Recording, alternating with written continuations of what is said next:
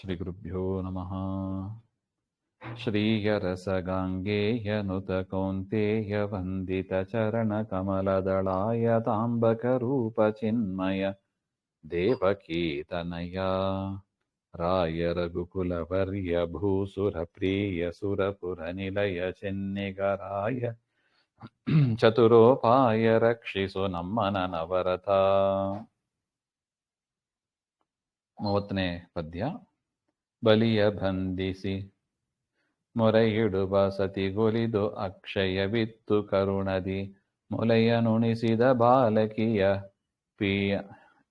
ಪಿಡಿದಸುವನು ಅಪಹರಿಸಿ ಶಿಲೆಯ ಸತಿಯಳ ಮಾಡಿ ತ್ರಿಪುರರ ಲಲನೆಯರ ವ್ರತಗಿಡಿಸಿ ಕೂಡಿದ ಕೆಲಸವುತ್ತಮವಾಯಿತು ರಕ್ಷಿಸು ನಮ್ಮ ನನವರತ. ಬಲಿಯನ್ನ ಬಂಧನ ಮಾಡಿದಿ, ಮೊರೆಯಿಟ್ಟಂತ ದ್ರೌಪದಿಗೆ ಒಲಿದು ಕರುಣೆಯಿಂದ ಅಕ್ಷಯ ವಸ್ತ್ರವನ್ನ ನೀಡಿದಿ ಹಾಗೆ ಅಂತ ನೋಡಿ. ಇದೆ ಎಷ್ಟು ಚಂದ ಇದೆ ನೋಡಿ. ಎರಡೂ ಒಟ್ಟಿಗೆ ಹಾಕ್ಬಿಟ್ಟಿದ್ದಾರೆ. ಬಂಧನ ಮತ್ತೆ ಒಲಿಯೋದು, ದೇವರು ಒಲಿಯೋದು. ಈ ಬಂಧನ ಯಾವಾಗ ನಮಗೆ ಹೋಗ್ತದೆ ಹಾಗೆಂದ್ರೆ ದೇವರು ಒಲಿದಾಗ ಹೋಗ್ತದೆ. ಅಲ್ಲ, ದೇವರು ಒಲಿತಾನ ಹಾಗೆಂದ್ರೆ ನೋಡಿ, ಅದಕ್ಕೆ ದ್ರೌಪದಿಯನ್ನ ಉದಾಹರಣೆ ಕೊಟ್ಟಿದ್ದಾರೆ. ಮೊರೆಯಿಟ್ಟಂತಹ ದ್ರೌಪದಿಗೆ ಒಲಿದು ಹಾಗೆ ಅಂತ, ಮೊರೆಯಿಡುವ ಸತಿಗೊಲಿದು ಅಂತ. ನಾವು ದೇವರನ್ನ ಕೇಳಬೇಕು, ಸ್ವಾಮಿ ನೀನು ದರ್ಶನ ಕೊಡು ಹಾಗೆ ಅಂತ. ಹಬ್ಬ ಅಂದ್ರೆ ತಿರುಪತಿ ದರ್ಶನ ಕೇಳ್ತೀವೋ ಏನೋ, ಅಥವಾ ಆ ಕ್ಷೇತ್ರ ದರ್ಶನ ಈ ಕ್ಷೇತ್ರ ದರ್ಶನ ಅಂತ ಕೇಳ್ತೀವೋ ಏನೋ. ಆದರೆ ಏನ್ ಕೇಳಬೇಕು ದೇವ್ರ ಹತ್ರ? ನನಗೆ ಬಿಂಬ ಅಪರೋಕ್ಷ ಆಗಲಿ ಅಂತ ನಾವು ನೋಡಿ, ಅದು ನಮ್ಮ ಲಿಸ್ಟಲ್ಲೇ ಇಲ್ಲ. ಅದು ಎಂಥ ದುರಂತ ನೋಡಿ. ಅದು ಬೇಕು ಇದು ಬೇಕು ಅಂತ ಕೇಳ್ತೀವಿ. ಸ್ವಾಮಿ ನಿನ್ನ ಅಪರೋಕ್ಷ ನನಗೆ ಆಗಬೇಕು ಹಾಗೆಂತ ನಾವು ಕೇಳೋದೇ ಇಲ್ಲ ನೋಡಿ. ಅದನ್ನು ಕೇಳಿ ಅಂತಾರ ದಾಸರು ಇಲ್ಲಿ. ಮೊರೆಯಿಡುವ ಸತಿಗೊಲಿದು.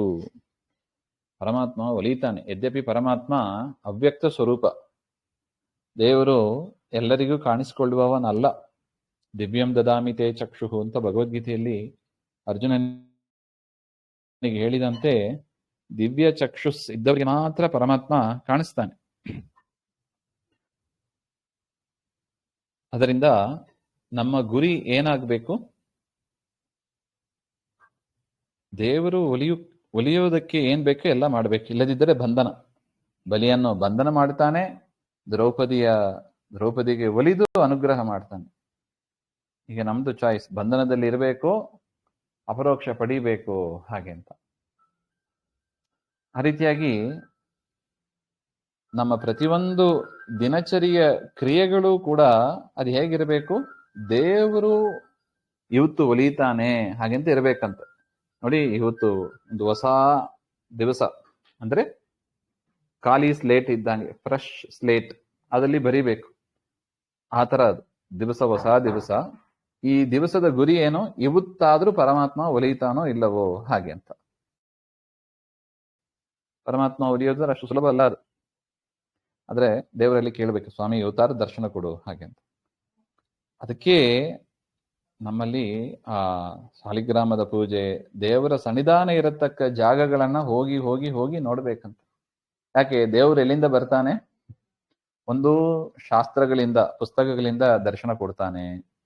ಕೆಲವರಿಗೆ ಹೋಮಕುಂಡದಿಂದ ಬಂದು ದರ್ಶನ ಕೊಟ್ಟಿದ್ದಾನೆ, ಕೆಲವರಿಗೆ ತುಳಸಿಯಲ್ಲಿ ದರ್ಶನ ಕೊಟ್ಟಿದ್ದಾನೆ, ಕೆಲವರಿಗೆ ಶಾಲಿಗ್ರಾಮದಲ್ಲಿ ಕೊಟ್ಟಿದ್ದಾನೆ.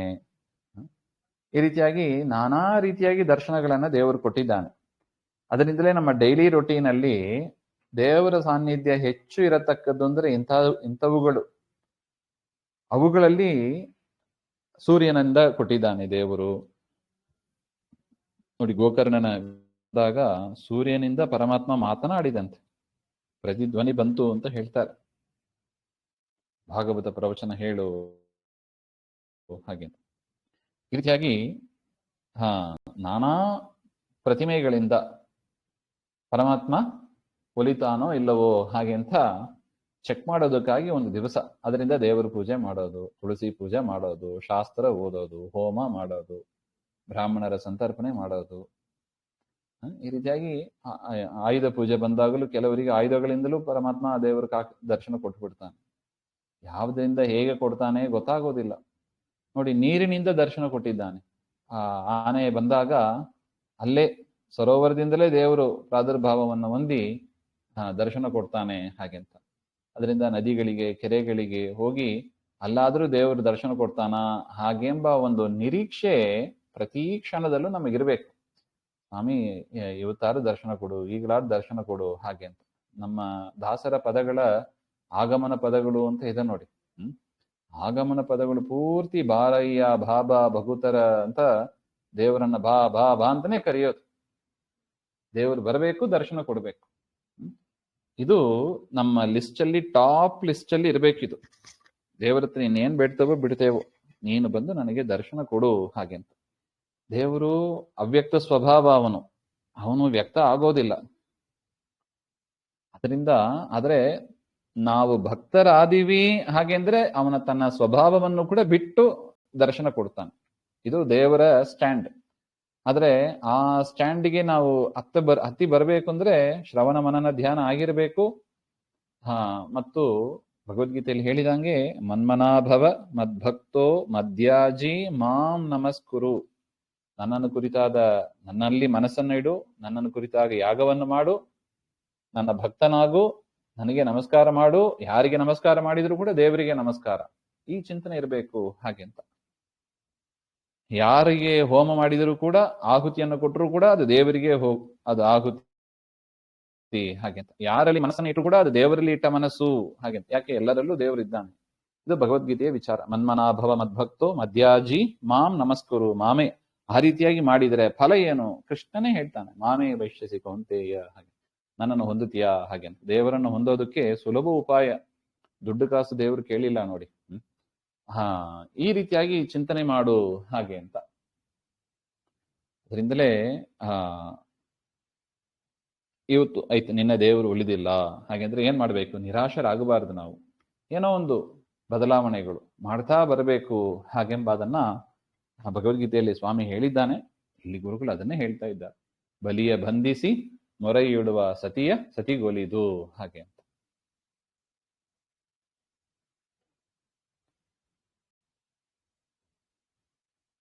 ಸ್ತನ್ಯಪ್ರಾಶನ ಮಾಡಿಸಿದ ಪೂತನೆಯನ್ನು ಕೂಡ ಹಿಡಿದು ಅವಳ ಪ್ರಾಣವನ್ನು ಕಳೆದು ಹಾಗೆ ಅಂತ.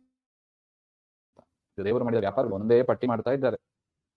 ಪೂತನೆಯ ಹಾಲು ಕುಡಿಯುವ ನೆಪದಲ್ಲಿ ಪರಮಾತ್ಮ ಪ್ರಾಣವನ್ನೇ ಹೀರಿದ ಹಾಗೆ ಅಂತ. ಯಾಕೆ ಪ್ರಾಣವನ್ನು ಹೀರಿದ? ನೋಡಿ ಎಷ್ಟು ಚಂದ ಇದೆ ನೋಡಿ.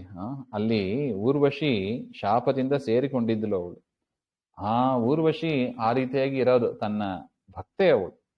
ಆ ರೀತಿಯಾಗಿ ಇರೋದು ದೇವರಿಗೆ ಸಹನೆ ಆಗಲಿಲ್ಲ. ದೇವರಿಗೆ ತನ್ನ ಭಕ್ತರು ದುಷ್ಟರ ಜೊತೆಗೆ ವಾಸ ಇರೋದು ಇಷ್ಟ ಆಗೋದಿಲ್ಲ. ಅದರಿಂದ ತನ್ನ ಭಕ್ತರು ಅಂತ ಆದ ಮೇಲೆ ಅವರನ್ನ ದಾರಿಗೆ ತರ್ತಾನೆ. ಅವರ ಕಷ್ಟಗಳನ್ನೆಲ್ಲ ಪರಿಹಾರ ಮಾಡಿ ದುರ್ಜನರಿಂದ ಬಿಡಿಸಿ ತರ್ತಾನೆ.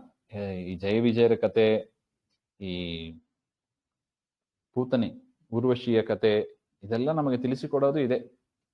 ಅವಳ ಪ್ರಾಣವನ್ನ ಮೇಲ್ನೋಟಕ್ಕೆ ನೋಡಿದ್ರೆ ಇದೇನೋ ಒಂದು ಹಿಂಸೆ ತರ ಕಾಣಿಸ್ತದೆ. ಏನಪ್ಪ, ಎಲ್ಲಿ ನೋಡಿ ನಿಮ್ ದೇವರಿಗೆ ಬೇರೆ ಕೆಲಸನೇ ಇಲ್ಲವಾ? ಅವ್ರನ್ನ ಸಂಹಾರ ಮಾಡಿದೆ, ಇವ್ರನ್ನ ಸಂಹಾರ ಮಾಡಿ ಬರೀ ಸಾಮಾನ್ಯ ಆಯ್ತಲ್ಲೋ ಹಾಗಿದ್ರೆ ನೋಡಿ, ಅವ್ರು ಮಾಡಿದ ಪಾಪ ದುರ್ಜನರ ಜೊತೆಗೆ ಸೇರ್ಕೊಂಡಿರ್ತಾರೆ.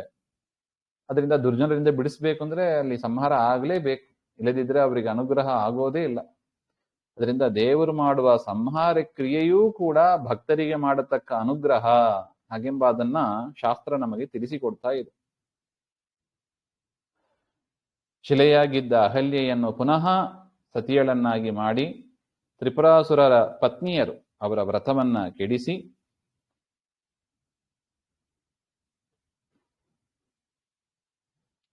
ಎಲ್ಲವೂ ಕೂಡ ನಿನ್ನ ಚರಿತ್ರೆ ಏನಿದೆ, ನಿನ್ನ ವ್ಯಾಪಾರಗಳು, ಅದೆಲ್ಲವೂ ಕೂಡ ಅತ್ಯಂತ ಉತ್ತಮವೇ ಆಯಿತು. ನೋಡಿ, ಇದು ದೇವರು ಮಾಡಿದ ಪ್ರತಿಯೊಂದು ಕ್ರಿಯೆಯೂ ಕೂಡ ಉತ್ತಮವೇ, ಭಕ್ತರಿಗೆ ಮಾಡತಕ್ಕ ಅನುಗ್ರಹವೇ. ಯಾವುದೂ ಕೂಡ ಹಿಂಸೆ ಅಥವಾ ವೇಸ್ಟು ಹಾಗೆ ಅಂತ ನಾವು ಭಾವಿಸಬಾರದು. ಏನೋ ದೇವರ ವ್ಯಾಪಾರ ನೋಡಿದ್ರೆ ಭಾರಿ ಕ್ರೂರವಾಗಿದೆ ನೋಡಿ, ಅದನ್ನ ಯುದ್ಧ ಮಾಡೋದು. ತುಂಬಾ ಜನ ಭಗವದ್ಗೀತೆಯನ್ನು ಆಕ್ಷೇಪ ಮಾಡೋದು ಉಂಟು, ಈಗಲೂ ಮಾಡ್ತಾರೆ. ಏನು ಯುದ್ಧ ಮಾಡಬೇಡ ಅಂತ ಹೇಳಬೇಕು ಕೃಷ್ಣ, ಯುದ್ಧ ಮಾಡು ಅಂತ ಹೇಳ್ತಾನಲ್ಲ ಹಾಗೆ ಅಂತ. ಎಂತ ಕ್ರೌರ್ಯ ಕೃಷ್ಣ ಹಾಗೆ ಅಂತ ಹೇಳೋದುಂಟು. ಅದಕ್ಕೆ ಅದು ಡಾಕ್ಟರ್ ಆಗಿದ್ದವರಿಗೆ ಗೊತ್ತು ಯಾವ ಬ್ಯಾಕ್ಟೀರಿಯಾಸ್ ಅನ್ನ, ಯಾವ ವೈರಸ್ ಅನ್ನ ಸಂಹಾರ ಮಾಡಿದರೆ ಪೇಷಂಟ್ ಉಳಿತಾನೆ ಹಾಗೆ ಅಂತ. ಅಷ್ಟು ಬ್ಯಾಕ್ಟೀರಿಯಾಸ್ ವೈರಸ್ ಅನ್ನ ನಾನು ಸಂಹಾರ ಮಾಡಲೇಬೇಕು. ಇಲ್ಲದಿದ್ರೆ ಹೇಗೆ ಮನುಷ್ಯರಿಗೆ ಆಪತ್ತಿದೆಯೋ ಅದೇ ತರ ಸಮಾಜಕ್ಕೆ ಬ್ಯಾಕ್ಟೀರಿಯಾ ವೈರಸ್ ಅಂತ ಇರತಕ್ಕವರು ದುಷ್ಟರು. ಅಂಥವರನ್ನ ಸಂಹಾರ ಮಾಡೋದು ಲೋಕಕ್ಕೆ ಹಿತವೇ ಆಗುತ್ತದೆ ಎಂಬ ಒಂದು ದೊಡ್ಡ ದೃಷ್ಟಿ ಇದೆ. ಅದನ್ನ ನಾವು ಅರಿತುಕೊಂಡ್ರೆ ದೇವರ ಎಲ್ಲಾ ವ್ಯಾಪಾರವೂ ಕೂಡ ಉತ್ತಮವೇ ಆಯಿತು ಹಾಗೆಂಬ ಅದು ನಮಗೆ ಮನವರಿಕೆ ಆಗ್ತದೆ ಅಂತ. ಶ್ರೀಹರಿ ನೀನು ಸದಾ ನಮ್ಮನ್ನ ರಕ್ಷಿಸು ಹಾಗೆ ಅಂತ ಪ್ರಾರ್ಥನೆ. ಅಂತರ್ಗತ ಶ್ರೀಕೃಷ್ಣ ಅರ್ಪಣಮಸ್ತು. ಶ್ರೀಹರಿ.